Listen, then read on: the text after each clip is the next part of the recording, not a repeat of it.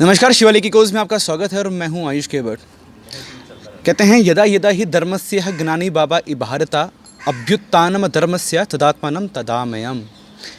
ये गीता के श्लोक जब मैं पढ़ता हूं तो मुझे एक चीज़ याद आती है कि जब जब अज्ञानता फैलती है तो उसको ज्ञान लेने के लिए भी कोई ना कोई प्रकट उभर उठता है। मगर अज्ञानता की अगर बात की जाए, आज सबसे बड़ी जो अभी बात चल रही है वो ये है कि जो किसान हैं कहीं ना कहीं गुमराह हो रहे हैं, वो शरारती तत्वों के बीच में आ रहे हैं, उनकी बातों में आ रहे हैं। ऐसी ही बड़ी और निंदनीय बातें जब हो जाती हैं तो लोग कहीं ना कहीं किसके पक्ष में जाना है तो उसके लिए थोड़ा एक सवाल बन जाता है। आइए इन्हीं सब बातचीत करने के लिए हमारे साथ में नेशनल प्रेसिडेंट मोदी आर्मी के जो भी प्रेसिडेंट हैं, उनका नाम डॉक्टर राजीव आहूजा जी हैं, अभी हमारे साथ में जुड़ चुके हैं, जो हमारे जम्मू में आए। से सबसे पहले आपका स्वागत है सर। थैंक यू, नमस्कार। सर, आपका मेन मुद्दा जो जम्मू में आने का उद्देश्य जो है वो क्या है? देखिए, मैं लगभग 2 साल बाद जम्मू आना हुआ। एक साल तो हमारा कोविड में ही गुजर गया जी। और उससे पहले 1 साल पहले मैं आया था, तब भी तिरंगा यात्रा ही हमने की थी। और उसके बाद देश भर में हम तिरंगा यात्राएं करने में मशरूफ़ थे, लेकिन उसके बाद कुछ समय ऐसा हुआ कि हम नहीं आ पाए। तो अभी 3-4-5 रोज़ पहले हमारे चंचल महाराज जी जो है ये पुनः वापस लौट आए भारतीय मोदी आर्मी के अंदर।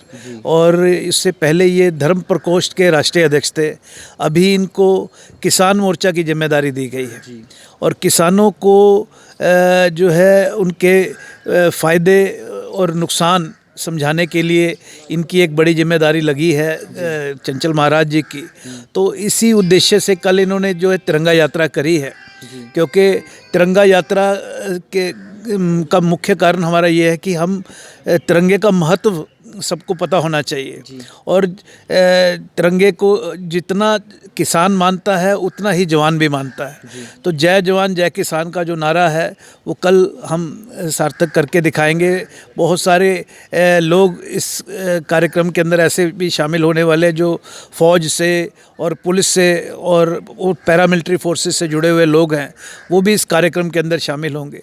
और जो जम्मू कश्मीर ही क्यों हमने चुना, क्योंकि ये देश का जो है ताज है हमारा, और उस ताज के अंदर इस प्रदेश के अंदर बहुत खून खराबा हुआ।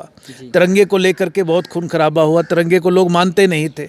यहाँ पाकिस्तान के झंडे लहराए जाते थे, यहाँ ISIS के झंडे लहराए जाते थे। तो ऐसे में तिरंगे का जो है ना महत्व बहुत ज़्यादा बढ़ जाता है। हमने तो कश्मीर के उन इलाकों में भी तिरंगा यात्राएं करी जहां वहां के विधायक, सांसद या मुख्यमंत्री तक भी नहीं उन एरियाज़ में जाते थे, जैसे पुलवामा हो गया, बड़गाम हो गया और वहाँ के अनंतनाग हो गया, पुंछ, राजौरी, ये सब इलाके ऐसे थे जहाँ ये लोग नहीं जाया करते थे। तो हमने उस वक़्त भी वहाँ तिरंगा यात्रा की थी जब विपरीत परिस्थितियाँ थी। आज तो धारा 370 हट चुकी है, 35 से हट चुकी है, तो आज हालात दूसरे हैं। तो हमारा मुख्य उद्देश्य तिरंगा यात्रा के माध्यम से लोगों में भाईचारे की भावनाओं को भरना है, सद्भावना की अपील करना है। लोगों को हिंदू और मुस्लिम की एकता का प्रतीक ये तिरंगा यात्रा है। हम बताना चाहते हैं कि नाखून और मांस की तरह तिरंगा जो ये हमारा रिश्ता है, ये कभी जुदा हम हो नहीं सकते, हिंदू और मुसलमान। तो कल बड़ी भारी तादाद में मुस्लिम भी हमारे इस कार्यक्रम में शामिल होंगे। राजीव जी, एक अमूमन बात आती है कि जो देश में अभी दिल्ली बॉर्डर पे देखा जाता है, जो हमारे किसान जो हैं वो बॉर्डर पे बैठे हुए हैं, उनको कहीं ना कहीं ये भी है कि जो मोदी ये कहता है कि जो बिल है ये आपके हित में है, और कहीं ना कहीं ये जो बिल है उनको इसको लेके बहुत ही प्रॉब्लम है, जिसको लेके आप जम्मू में एक रैली निकाले, जैसे आपने बताया जय जवान जय किसान। अगर किसान की भी बात आती है तो इसमें किसानों का कैसे आप इसको कहते हैं लिंक करते हैं, कैसे इसको आप देखते हैं? देखिए, किसान अन्नदाता है। किसान का जब सवाल आता है तो हमने तो प्रधानमंत्री जी से कहा था कि किसान के खेत का पानी उनकी आंखों के रास्ते से बह रहा है। तो इस मुद्दे को, इस बात को आप बड़ी गहनता से ज़रा दोबारा इसकी पड़ताल कीजिए। कहीं हमारे बिल के अंदर कहीं हमारे एक्ट के अंदर कोई खामियां तो नहीं रह गई। आप इनके साथ सहानुभूतिपूर्वक जो है वार्ता करते हुए इन्हें बुलाइए, इनकी मंशा तो जानिए कि ये क्या चाहते हैं। तो जब केंद्र सरकार ने हमारे इस मांग को मानते हुए उनको बुलाया और बातचीत शुरू करी, तो नतीजा उसमें कोई नहीं निकला, क्योंकि नतीजा निकलने देने ही नहीं कुछ पॉलिटिकल पार्टीज़ के लोग चाह रहे थे। वो चाह रहे थे कि ये हमें तो बैठे बिठाए एक मुद्दा मिल गया है और इस मुद्दे को कैश करवाया जाए और इस मुद्दे के माध्यम से देश में अस्थिरता का वातावरण पैदा किया जाए, देश के अंदर जो है भाई को भाई से लड़ाया जाए, हिंदू को सिख से लड़ाया जाए, सिख को मुसलमान से लड़ाया जाए। ऐसे मंसूबे लेकर के जब विघटनकारी शक्तियां बीच में घुस गई, आपने देखा 26 जनवरी के अंदर जो लाल किले के ऊपर जो ये नंगा नाच हुआ, उससे भारत की भी जो है ना अस्मिता जो है वो कम हुई है पूरी दुनिया के अंदर। एक लाल किला एक ऐसी जगह थी हमारी, जब पुराने ज़माने में युद्ध हुआ करते थे तो जिसने लाल किला पर अपना झंडा लहरा दिया तो ये समझा जाता था कि उन्होंने फतेह कर लिया। तो ये क्या साबित करना चाहते थे उस लाल किले के ऊपर जो एक वर्ग के लोग जो है झंडा लहरा करके और तिरंगे का अपमान करके, वो क्या उससे तिरंगे से ऊंचा उस झंडे को उठा करके वो क्या साबित करना चाह रहे थे। और हालांकि मैं खुद एक किसान हूँ, चाहे मेरे पास 5 ही एकड़ ज़मीन है, लेकिन मैं भी एक छोटा सा किसान हूँ। मैं भी इस एक्ट को अच्छी तरह जानता हूँ। मैं वकील भी हूँ पेशे से, मैंने सारा एक्ट पढ़ा है। मुझे कहीं भी कोई ऐसी बात नज़र नहीं आई कि जिसमें सरकार ने कोई ज्यादती किसानों के साथ की हो। तो लोग इसका जो है गलत फ़ायदा उठा करके इस एक्ट को तोड़ मरोड़ के लोग जो है किसानों को गुमराह कर रहे हैं, ताकि इस देश के अंदर शांति का वातावरण ना बन पाए। जी, जैसे कि आप भारतीय मोदी आर्मी में हैं, इनका जो आपका ये मेन उद्देश्य क्या है? अब किन किन चीज़ों पे अभी हमारे जम्मू कश्मीर में काम करने वाले हैं अभी आगे?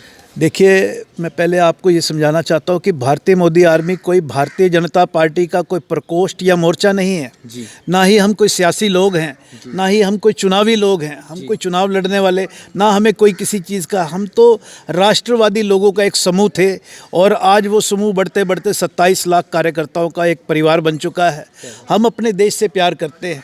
हम अपने देश की आन बान शान के लिए पूरे देश के अंदर तिरंगा यात्राएं निकालने के लिए जाने जाते हैं। हमने इस देश के अंदर अनेकों स्थानों पर, जम्मू कश्मीर ही नहीं, नॉर्थ ईस्टर्न स्टेट्स, चाहे वो असम हो, मेघालय हो, अरुणाचल हो, मणिपुर हो, सिक्किम हो, अनेकों जगहों पर हमने, नागालैंड हो, हमने जगह जगह जाकर तिरंगा यात्राएं करी।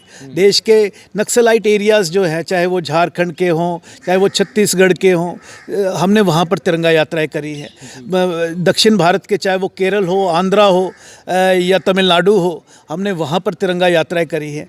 अभी इस यात्रा के बाद हम बहुत जल्द लक्षद्वीप में भी तिरंगा यात्रा करने के लिए जा रहे हैं। तो हर जगह तिरंगा यात्रा का महत्व यही है कि इसे लोग जो है उस दिन तिरंगा लहराकर बड़े खुश होते हैं, 26 जनवरी और 15 अगस्त के दिन, या वो क्रिकेट के मैदान पर जब किसी दूसरे देश के साथ मैच हो रहा होता है तब तिरंगे लहराते हैं। तो मैं ये चाहता हूँ कि एक विशेष दिन के लिए ही तिरंगा ना हो, हर रोज़ तिरंगे का सम्मान होना चाहिए। हर रोज़ तिरंगा हमारे मकानों के ऊपर, दुकानों के ऊपर, प्रतिष्ठानों के ऊपर लहराना चाहिए जी।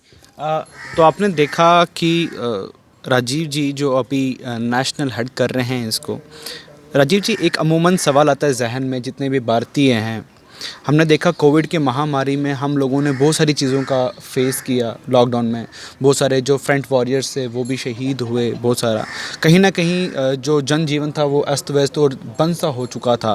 इसी दौरान जो सबसे बड़ी जो चुनौती अभी आई है वो ये है कि कहीं ना कहीं रोज़गार, महंगाई, क्योंकि वर्गों के पास में ना रोज़गार की वजह से कैसा है कि लोगों ने आत्महत्या भी की है। There are so many problems जो अभी चीज़ें चल भी रही हैं हमारे जम्मू कश्मीर में। अब कैसा है कि क्योंकि हमें पता है इंटरनेशनल जो बैरियर्स हैं वो 35 से 40 के हिसाब से अभी आ रहा है।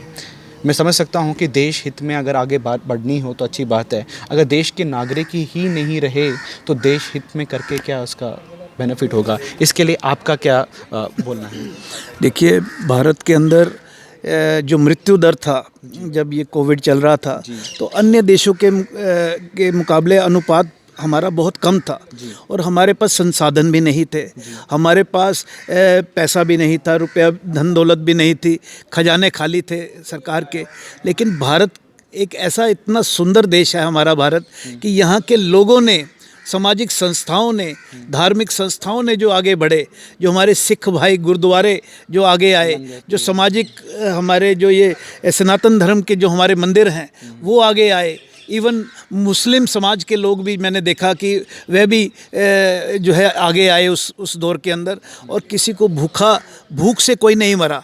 सिर्फ बीमारी से तो ज़रूर मरे लोग, लेकिन भूख से इस देश के अंदर किसी को मरने नहीं दिया। ये हमारा आपसी नेटवर्क था, लोगों का आपसी भाईचारा था, आपसी प्यार था, आपसी स्नेह था, जो उस भारत के अंदर ही काम आया। मेरे बहुत सारे मित्र, बहुत सारे रिश्तेदार जो विदेशों में रहते हैं, मेरा सगा छोटा भाई कनाडा के ब्रैम्पटन के अंदर बड़ा लीडिंग एडवोकेट है, वो वहाँ रहता है। वो मुझे कल भी रात को मेरी बात उससे हो रही थी तो बता रहा था कि कनाडा के अंदर लॉकडाउन का मतलब कर्फ्यू लगा हुआ है वहाँ पर, और वहाँ कोई आदमी निकल नहीं पा रहा, कोई आदमी जो है स्टोर्स पे नहीं जा पा रहा, कोई अपनी ज़रूरत के सामान इकट्ठा नहीं कर पा रहा। लेकिन भारत के अंदर जो है ऐसी हमें कोई दिक्कत नहीं आई। बेरोज़गार जो लोग हुए, देश के यशस्वी प्रधानमंत्री ने सभी उद्योगपतियों को ये निर्देश दिया कि आप अपने स्टाफ को जो है आधे महीने की तनख्वाह ज़रूर दीजिए, चाहे वो काम कर रहा हो या ना कर रहा हो। बेरोज़गार लोग जो हुए उनको सरकार जो है, सरकार ने और फैसिलिटीज़ उनको जो है दी, उनको राशन उनके घरों पर भिजवाया। सरकार ने अपने सरकारी जो गोदाम थे वो खोल दिए, परिवारों को इतना इतना राशन उन्होंने जो है निःशुल्क बांटा। तो ये सरकार जो काम कर रही थी, संसाधनों के बगैर काम कर रही थी, ये तो मैं समझता हूँ कि बगैर वैक्सीन के इन्होंने जो मुकाबला किया है, इसके लिए तो शाबाशी हमारे प्रधानमंत्री को मिलनी चाहिए। इतना बढ़िया उन्होंने लड़ाई लड़ी, और जो वैक्सीन आई, सारी दुनिया में वैक्सीन इतनी किसी देश के अंदर नहीं आई जितनी हमारे देश में आई। अभी लोगों को फर्स्ट फेज़ के भी टीके नहीं लगे हैं विदेशों के अंदर, हमारे यहाँ सेकंड फेज़ के भी शुरू हो गए हैं। और भारत ही भारत नहीं, भारत के अलावा भी भारत ने दूसरे देशों की भी मदद की है। आत्मनिर्भर बने हैं भारत, जो मोदी जी का सपना था देश आत्मनिर्भर बने, आत्मनिर्भर भी बने, और दूसरों की भी मदद की है भारत ने। इसी दौरान हम यहाँ के बाबा चंचल सिंह जी भी हैं, उनसे भी हम वार्तालाप करेंगे। जो इनका कल का कार्यक्रम है, हम उनके साथ भी इस पे वार्तालाप करेंगे। राजीव जी, आपने बहुत अच्छा बताया, हम खुश हुए आपके इस चीज़ के साथ में। तो ऐसे ही अच्छी और बड़ी ब्रेकिंग्स के लिए और अधिक जानकारी के लिए आप हमारे इस माध्यम के साथ जुड़े रहे। कैमरामैन अशोक चलोत्रा जी के साथ मैं आयुष केवट, एक रिपोर्ट।